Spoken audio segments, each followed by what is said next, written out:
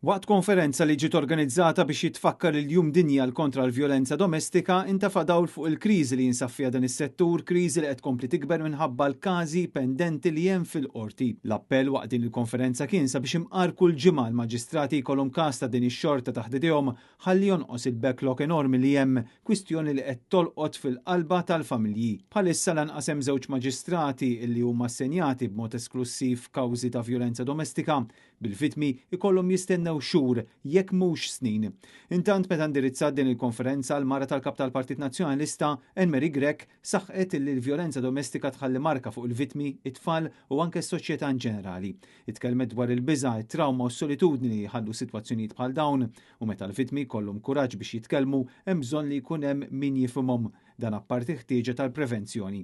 Fuq kollox Anne-Marie Grech insistiet li hemm bżonn ta' strateġija nazzjonali biex ikun hemm iżjed għarfien fis-soċjetà kollha fejn isiru diskussjonijiet regolari dwar l-effetti tal-vjolenza domestika.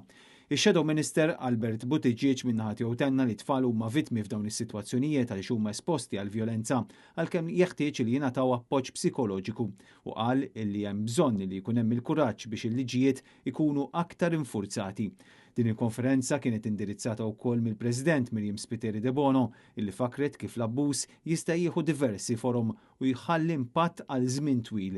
Il-President qalet li s-sitwazzjoni hija inkwetanti meta tikkunsidra il ħafna każijiet ma jiġux rrappurtati fil-waqt li hemm vittmi li jitolbu biex iwaqqgħu ir-rapporti illi jkunu għamlu.